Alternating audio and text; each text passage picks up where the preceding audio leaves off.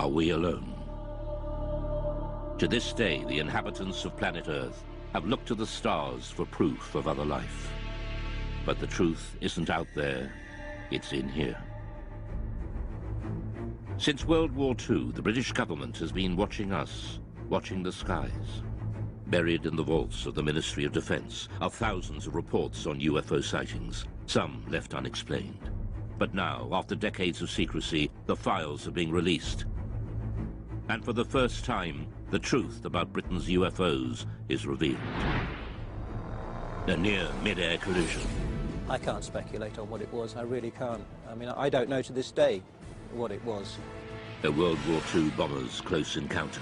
I don't talk about it too much to people, only close friends. An unidentified object caught on radar. And new evidence on one of the most celebrated UFO cases, the Welsh Roswell. If it could be shown that any UFOs were extraterrestrial in origin, people's entire belief system would fundamentally change. Strange, unexplained stories that leave many wondering if there really is life out there.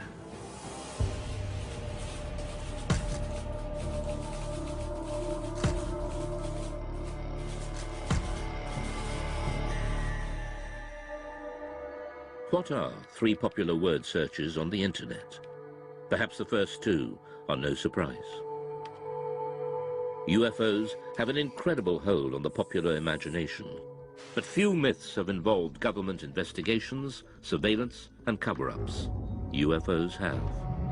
One person who knows just how seriously UFO sightings have been taken by the British authorities is ex-MOD operative Nick Pope.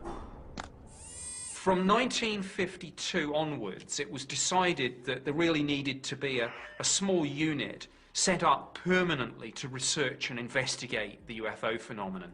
And really from the 50s right up until 2009, the Ministry of Defence did have a small project looking at the UFO mystery.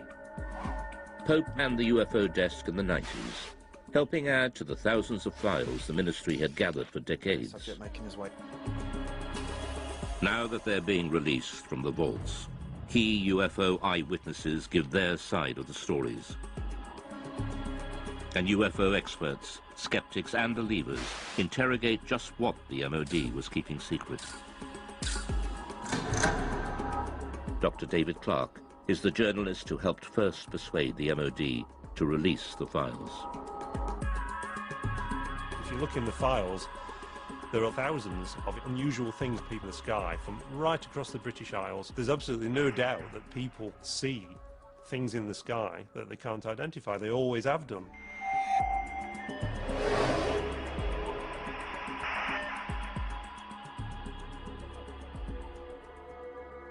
6th of January 1995.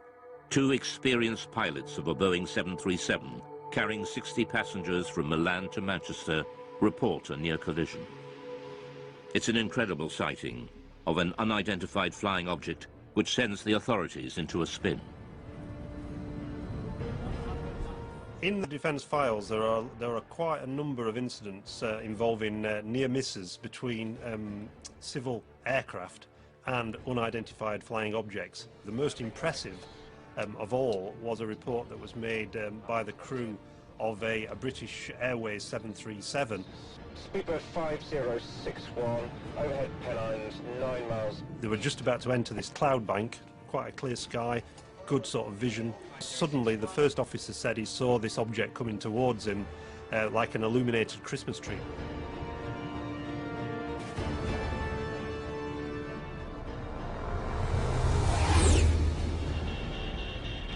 What the hell? It was so low in its approach and so close that he automatically ducked, thinking there was going to be a collision. And this thing just zoomed past, and immediately he turned to the captain and said, "Did you see that?" The captain said, "Yeah, I saw it as well." Immediately the pilots radioed into Manchester Control Tower.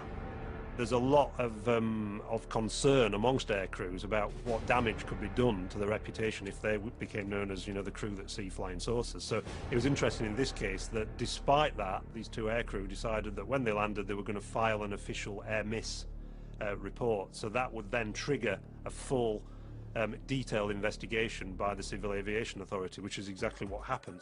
For the first time, the MOD files show how this extraordinary incident sparked a full-scale investigation conducted by aircraft near-miss investigator Anthony Booth.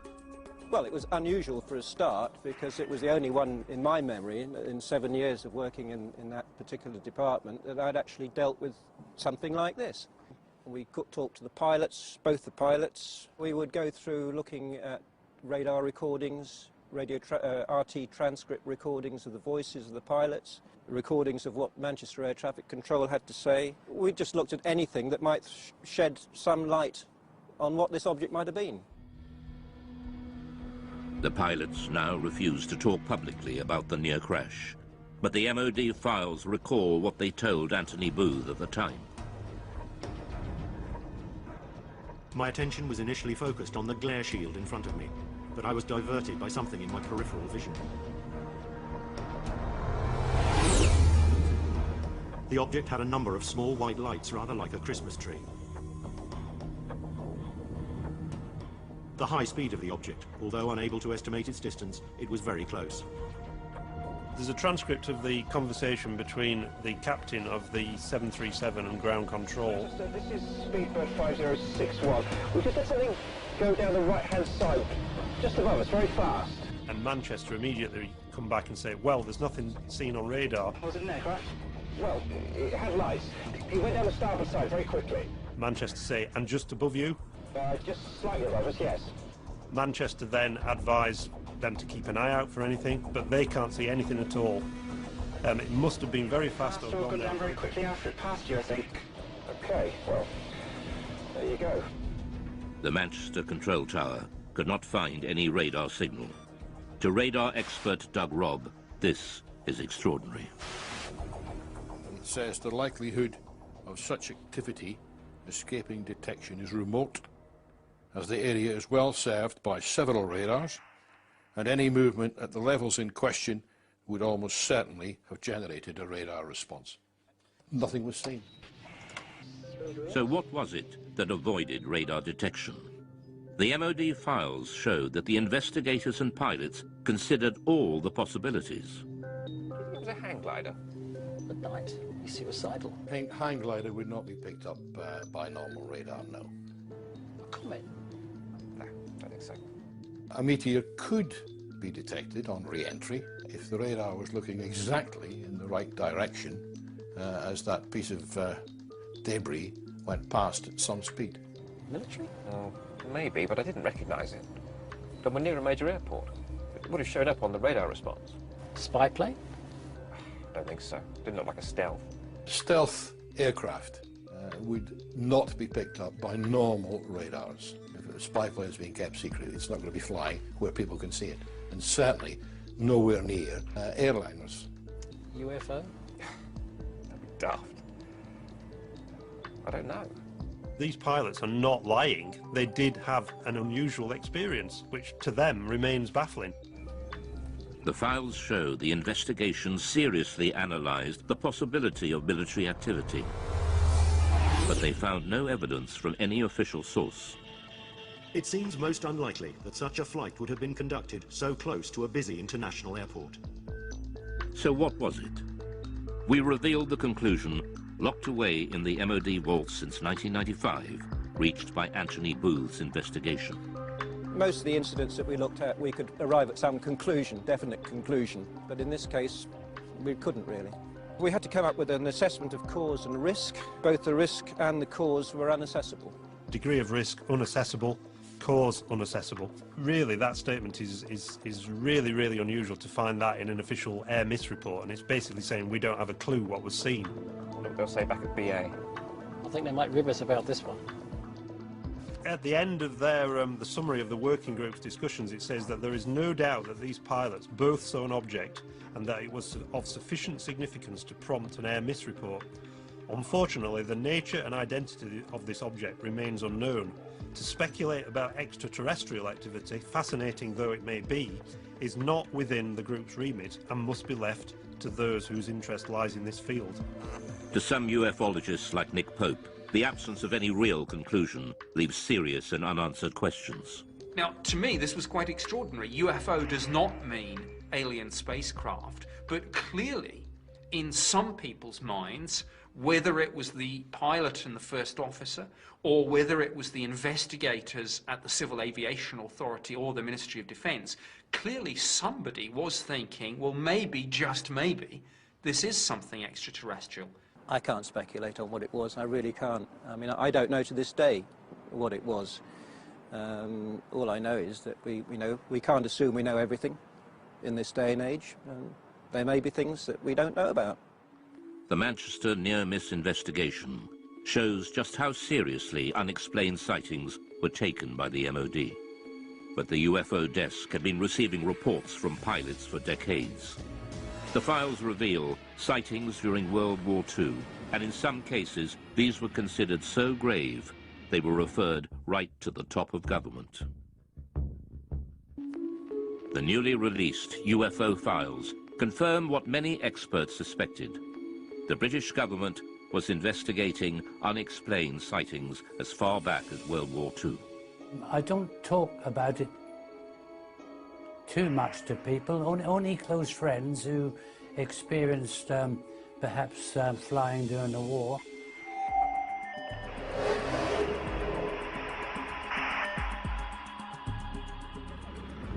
Spring 1944. Britain was engaged in heavy bombing raids over Germany. Rumours of strange, unidentified missiles were getting through to top command. Considered a threat to public morale, the MOD files reveal that the order to keep them secret came right from the top. Sightings such as the one seen by gunner Bernard Dye.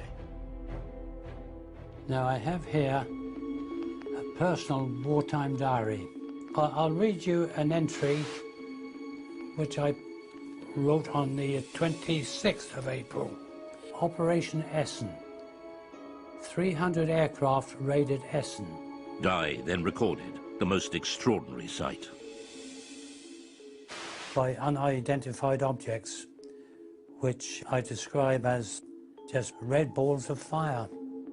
This is the first time Bernard Dye has spoken on television about what happened that night. We left the target area and we were heading back towards Mildenhall, our base. We were heading across France. Everything appeared to be peaceful. Suddenly I saw 3 balls of fire coming up from below and reported this to our pilot, Arthur Horton, on the intercom. A few seconds afterwards, the rear gunner, Brian Harper, he observed 2 more red balls of fire. Immediately, Arthur was a bit perturbed, and were they fighters? No, not fighters, Arthur, just balls of fire coming towards us. I said to Arthur, now, evasive action, corkscrew, starboard, go, go, go.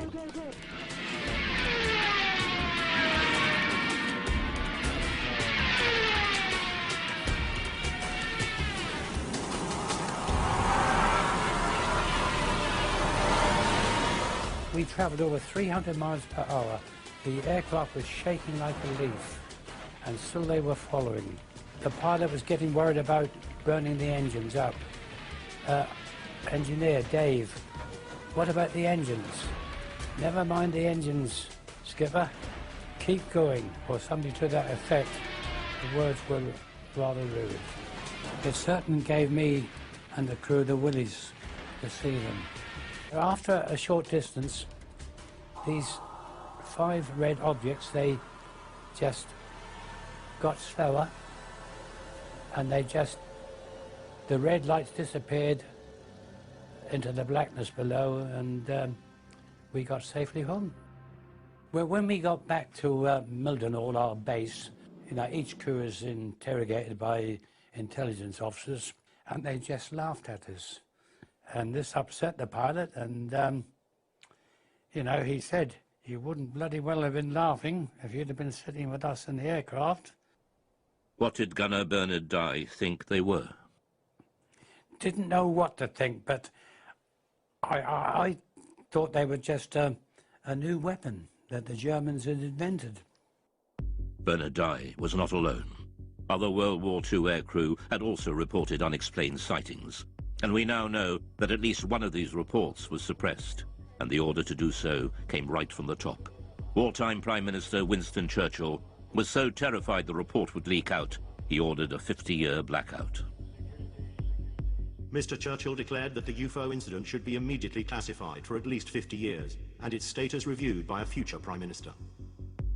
Churchill's order referred specifically to a late World War II sighting made by a British aircrew returning from a reconnaissance mission over Germany. The files record, "My grandfather was present during a debate about an unexpected incident experienced by an RAF bomber crew. The MOD files show that the story originates from the grandson of Churchill's bodyguard, who had been present at an urgent meeting between the Prime Minister and the US commander of the Allied forces, General Eisenhower, who discussed the incident together. He was writing in to see if the ministry could confirm this story, that this guy who was the bodyguard was present at a discussion between Winston Churchill and Eisenhower about a mysterious incident when the crew of a Royal Air Force reconnaissance aircraft that had seen this metallic object that had appeared by the side of their aircraft, and it followed the aircraft, and it behaved in a way that was completely unexplainable in terms of it being, you know, a German aircraft or any other sort of Nazi flying machine that they were aware of.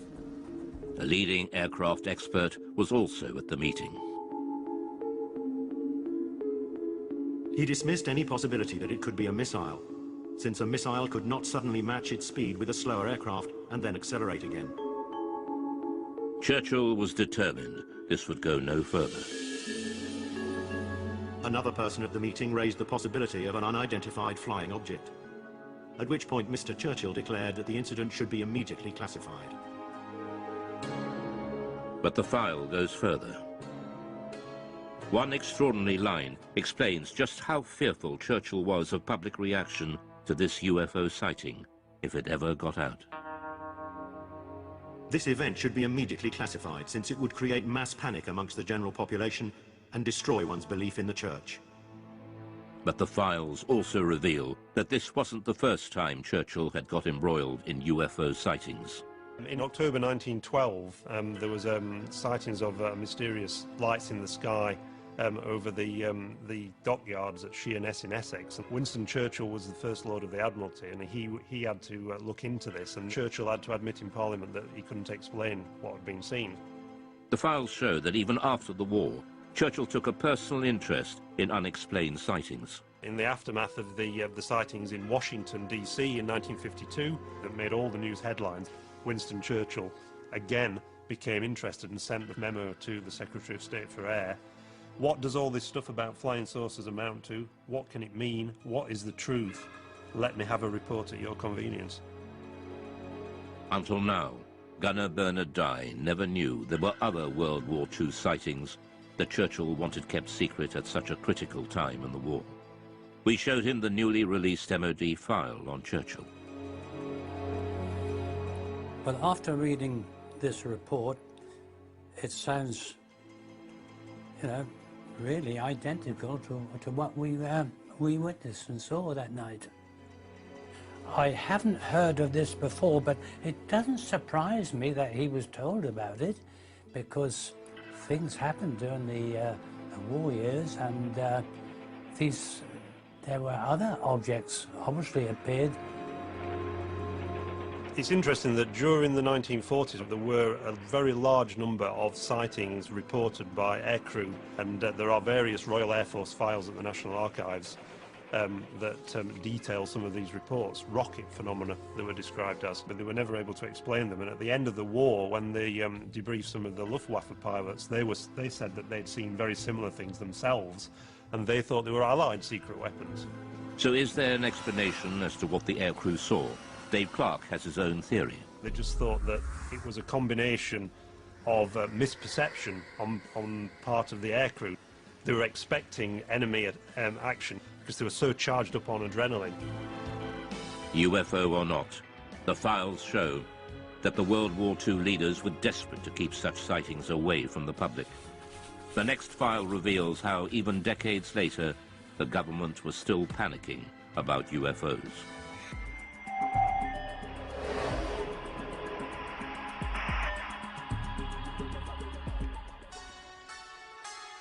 Many UFO experts believe that the Pitlochry file illustrates one of the most significant UFO conspiracies of recent times.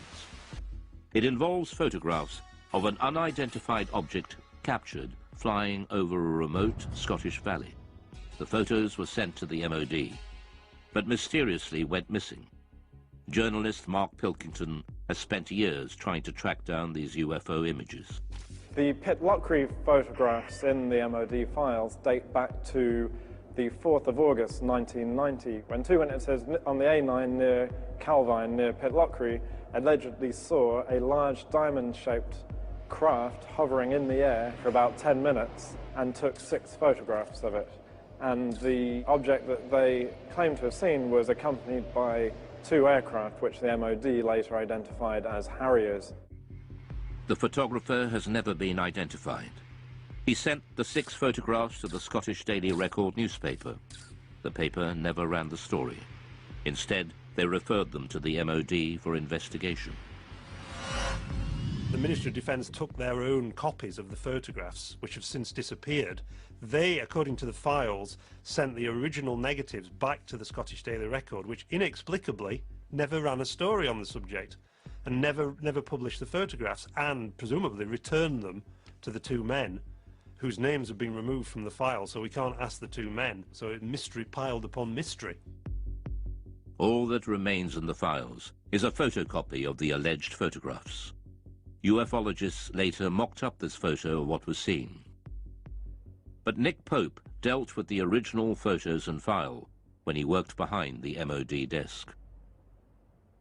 Both the Defence Intelligence Staff and the Joint Air Reconnaissance Intelligence Centre analysed this very carefully, and the consensus was clear on this. This was a real object. It was maybe 25, 30 metres in diameter. I sat down with my opposite number from the Defence Intelligence Staff at a briefing about UFOs. We discussed this photograph extensively. This was something that was of defence interest, because clearly it could do something that we couldn't, and we wanted that technology. The MOD was determined to play down the incident. There's an interesting briefing by the Ministry of Defence press office on defensive lines to take if these photographs made it into the newspapers, and they were asked questions about this. And there's a list that basically says that we have looked at the photographs and no definitive conclusions have been reached regarding the large diamond-shaped object.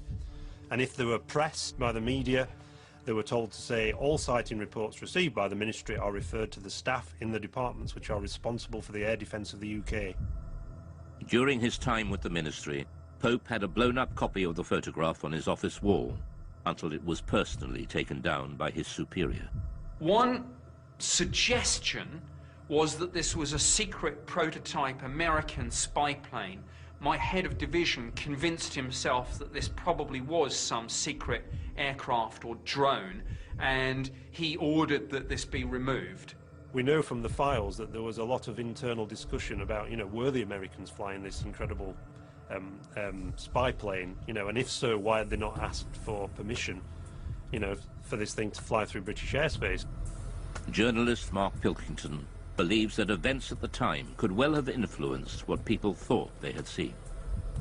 This was just 2 days after the first Gulf War had broken out, and there were certainly great deployments of aircraft towards the Middle East, and the UK was a kind of sort of stop-off point and a sort of launch pad for a lot of those aircraft. The MOD were clearly worried about public reaction, just as Churchill had been 4 decades earlier. So was there a cover-up by the MOD over the mysterious Pitlochry photographs? There's a possibility that the Ministry of Defence destroyed these images, possibly because they thought that they were some American spy plane that they'd rather we didn't know about, or maybe if this thing genuinely remained unexplained, because we simply didn't want the embarrassment of saying that there might be things in our airspace with speeds and manoeuvres that exceed everything that we've got, and yet which remain unexplained. However, all we're basing this on, we should make clear, is a very grainy, fuzzy black and white image that, for all I know, could have been drawn by a child with crayons. Mark Pilkington is still looking for the real Pitlochry photographs to find out just what did put Britain's defences to the test. But 6 years later, on Britain's east coast, another UFO sighting sparks off a full-scale military investigation and a direct challenge to the Secretary of State for Defence. In 1996, the Ministry of Defence was drawn into a serious breach of UK defences by a UFO over East Anglia. MOD files reveal it not only involved the police, Coast Guard and RAF, but a call to the Defence Secretary to scramble jet fighters. I'm very concerned about an incident that occurred off the East Anglian coast recently involving a visual unidentified flying craft sighting that was correlated by various different military radar systems. Why weren't our jets scrambled?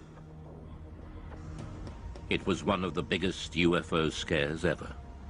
And it all started one quiet October night on the East Coast.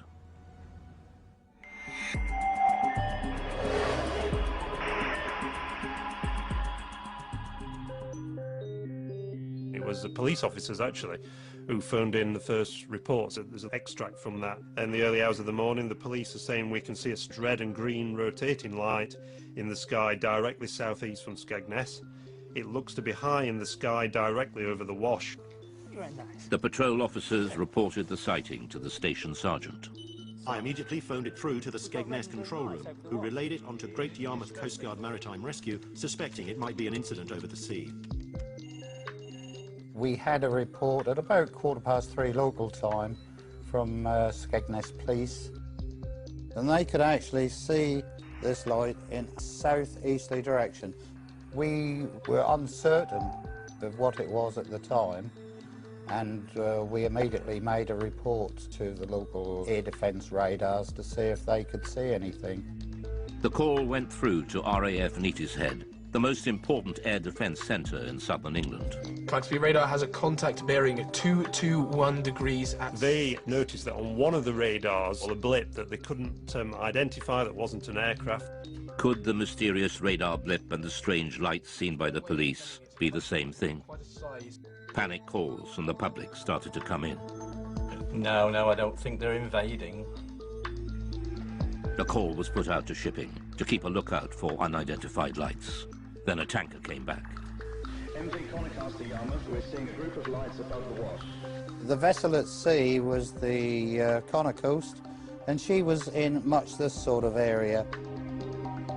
At 3:50 a.m., Patrol Officer P.C. Leyland rushed onto the police station roof to video the strange lights and managed to capture 5 minutes of footage now showing a single stationary white light. News of the sighting spread quickly through the UFO grapevine. The transcript of the conversation between the Coast Guard and the police and the trawler crew was leaked to the local news, and it suddenly became this huge UFO incident that got to the attention of the local MP. The sighting gathered such momentum, even local Labour MP Martin Redmond got embroiled and started asking difficult questions. Martin Redmond said, look, you've got police officers seeing UFOs, you've got Royal Air Force officers tracking them on radar, and yet you don't even get the aircraft in the air to take a look at this thing. Here's a copy of the letter that Martin Redmond MP sent to the Right Honourable Michael Portillo, Secretary of State for Defence, and he says, I am very concerned about an incident that occurred off the East Anglian coast recently involving a visual unidentified flying craft sighting which was correlated by various different military radar systems. While I'm interested in finding out what was seen, my primary concern stems from the absolute shambles that such an event seemed to cause. So he's really sort of having a go at the Ministry of Defence and saying, you know, why didn't you react to this? What are the RAF doing? So this really stung the RAF.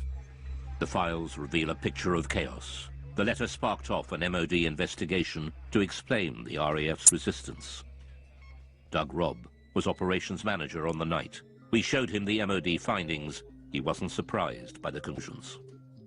This diagram is the radar plots over Boston on that night. And in summary, it shows that Claxby picked up the object, but it didn't move, and it was on land.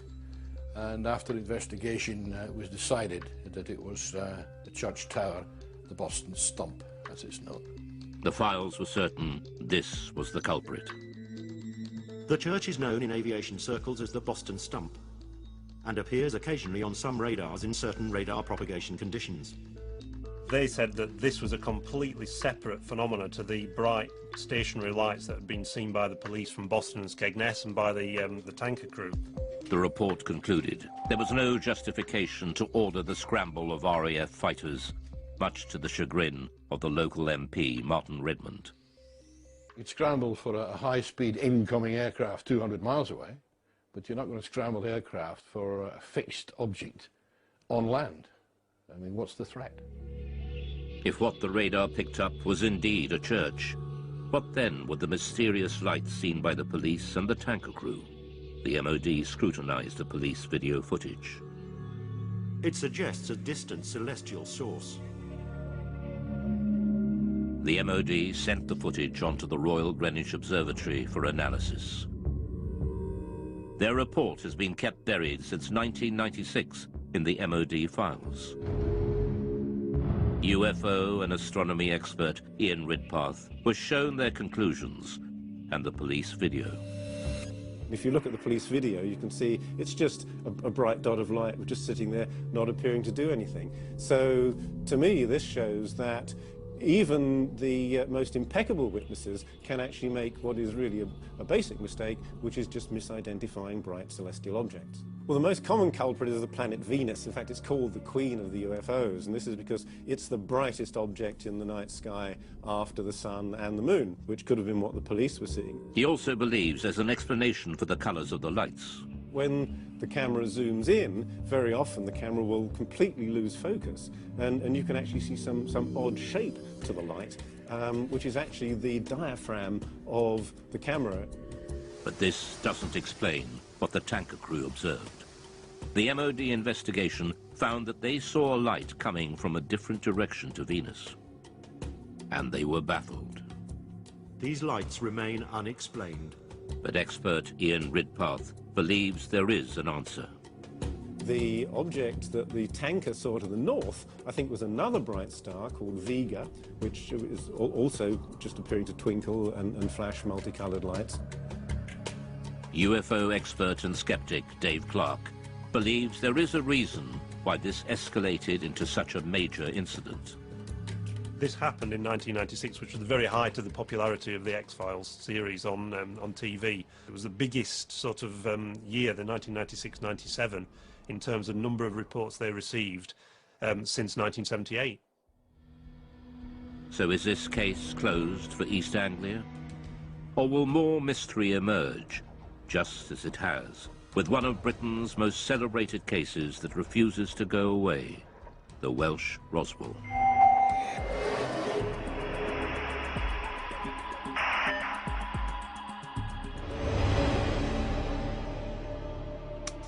In 1974, in North Wales, thousands of people experienced a violent earth tremor and lights were seen falling from the sky. Some ufologists believe a UFO crashed, and there's been a cover-up ever since of the Welsh Roswell. Oh, a heck of a bang, yes. Oh, yes, it's like a tremor it was in the house, shook the houses. We are in your houses. And it seemed to come right on top of their head until the house was coming down. There were lights coming from the top of the mountain, just up over there. 24th of January 1974 at 21:50 GMT. 5 bodies spectacularly incandescent were observed traversing the sky. New information has been revealed that opens the mystery further. Named as one of the main witnesses in the Berwyn incident is Hugh Lloyd, then a 14-year-old farmer's son. Just after 8:30 p.m., Hugh's family felt the massive earth tremor. It was a frightening experience. Almost 40 years on, Hugh still remembers that day as if it were yesterday. It was like this thud, and straight away the whole place started shaking very violently. The light flickered and the lights in the picture on television, snow on the screen. But we were all frightened. We didn't have a clue what it was.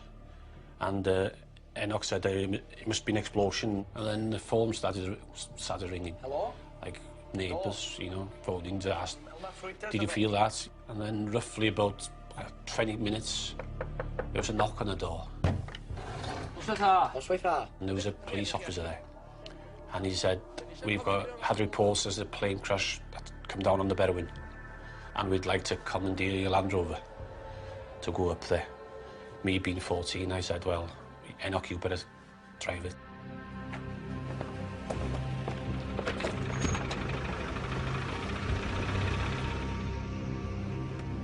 We carried on up the mountain about half a mile, maybe 3/4. And we drove up the track and we stopped, got out and got torches, and it was very quiet and very dark, but, nothing to be seen. How are we going with the torch? One of them said, there's nothing here. It's too quiet, we can't see anything. We might as well go down. So we turned back to the vehicles, and as we were approaching the vehicles, we saw this very bright white light up the valley. Just behind those trees there, up to the left in the valley between those two mountains. A very bright white light, coming up from the ground, pointing upwards. But it was, very, very bright. I knew it was coming from the ground, but we couldn't actually see the source of the light because it was, in the valley itself, being hidden. The light didn't look like a plane crash. It was too white for a fire. It didn't last for very long, 20 seconds at the most. They searched the mountainside, but there was no sign of a crash. So what was the light? Ufologist Andy Roberts has researched the Berwyn UFO for years. Although a skeptic, he admits there is a central mystery to the incident involving another key witness. At a village nearby called Llanderfel, there was a district nurse called Pat Evans. She felt the explosion there, and because she was a nurse and had all the medical equipment, thought if a plane's crashed, I could get up there and give much-needed help until the emergency services arrived. Pat Evans was with her 2 teenage daughters, 4 miles from Hugh Lloyd when the earth tremor hit. So she picked up her 2 young daughters, got them in the car, drove the 10-15 minute drive up onto the B4391 road, expecting to see an aircraft crashed and in flames. This is the road that she was driving on, and it's a road that she knew very well, so she had no problems driving up here at night. And obviously she was out there looking for what she thought was going to be a plane disaster. And just as she came out from the other side of this copse of trees, she was absolutely astonished to see far across the hills to the left a huge ball of red, white, orange, pulsating light. Whatever the object was, it was too far from the road to be reached on foot. Pat and her daughters watched, astounded at the ball of light, slowly pulsating and changing colour. She described it as being half the size of the moon, and around this object were moving torch lights and vehicle lights. She realised that it clearly wasn't a crashed aircraft and that someone or some people were there attending to whatever it was, and realising that, she drove back home and went to bed, and to this day is completely mystified by what it was. So what did Pat Evans and Hugh Lloyd see that night? We reveal that even the arrival of the mysterious men in black couldn't provide all the answers. The unidentified sightings by Pat Evans and Hugh Lloyd in Berwyn, Wales in 1974 have gone down in UFO folklore. The recently released MOD files have added even more mystery. Researchers from the British Geological Survey were quickly dispatched to Berwyn to investigate an earth tremor that had registered 3.5 on the Richter scale. Immediately after the earthquake, we were getting a lot of reports, some of them rather complex ones about lights in the sky, lights on the hill. So I brought a small team of people down to ask the local people around here what they'd seen, what they'd heard, what they'd felt. The British Geological Survey team have become known in Berwyn legend as the Men in Black, as they were dressed in dark suits, official-looking, and were going door to door. Some people seem to think the whole event was rather suspicious and that we simple scientists from the Geological Survey had something to do with suspicious events around here. Files containing Chris's notes recall his interview with nurse Pat Evans, who saw the unidentified light. I have here the notes that I made when I talked to Pat Evans. She felt the shaking, but also she was very concerned about lights that she saw in the sky. She thought there was a big red light, like a glowing red fire. This is a copy of one of the maps that we, with our team, used when we were going around the area talking to people, and we were able, therefore, to put on the map exactly where we got that interview from, and therefore exactly what that person saw, heard and felt. This British Geological Survey map, buried in the vaults, is a revelation. It shows the anomalous lights seen by Pat Evans and Hugh Lloyd both appeared in the same small area of hillside at the same time. Ufologist Andy Roberts returns to the same spot on the mountainside where Pat and her daughters saw the UFO, and where Pat Evans told her story to Andy Roberts in 1998. When I brought Pat Evans up onto this mountain road in 1998 and she told me her story then, I photographed her, and the photograph that I took showed her pointing to where she saw what she saw in 1974, and judging by this photograph she was pointing over there, and which we know is where the police and farmers were searching that night. Pat Evans was on the Llangannock to Welshpool Road, which is just beyond the forestry there. So if she was there, she probably saw the same lights as we saw. You know, because it's dead in line. I'm nearly positive that's the same lights as she saw. The recent files show the MOD's explanation for the sudden explosion and mysterious lights. Subsequent search of the hillsides in question revealed no sign of impact, however. The Meteorological Office considered that these sightings could have been occasioned by a bolide, that is to say a meteor which enters the Earth's atmosphere and burns up before reaching the ground.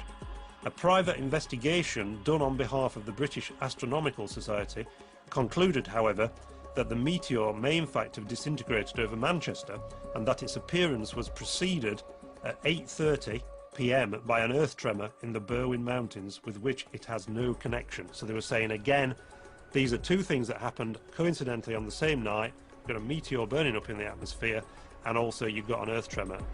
So is this incredible coincidence, two separate natural phenomena, a meteor shower and an earthquake happening simultaneously, in itself a complete answer to the mystery?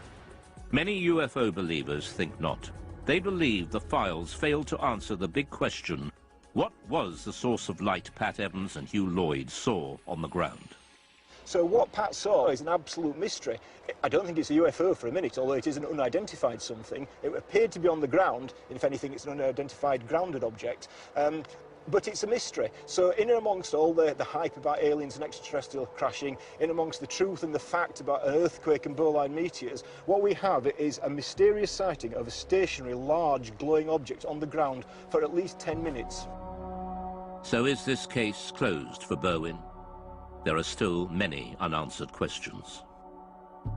The Berwyn Mountain incident is, I think in many people's minds, it's not case closed. Some people believe that the release of these files is itself disinformation, and that the Ministry of Defence is still covering up some great secret truth about UFOs. The MOD has agreed to release all the UFO files over time. But will all the secrets be revealed? It seems that the public is not ready to give up believing just yet. For some people, UFOs are with us for a long time to come. Well, until the real ones show up. Some people suggest that this drip feeding of information to the public about UFOs is getting people ready for the day when it is announced that actually these things are real.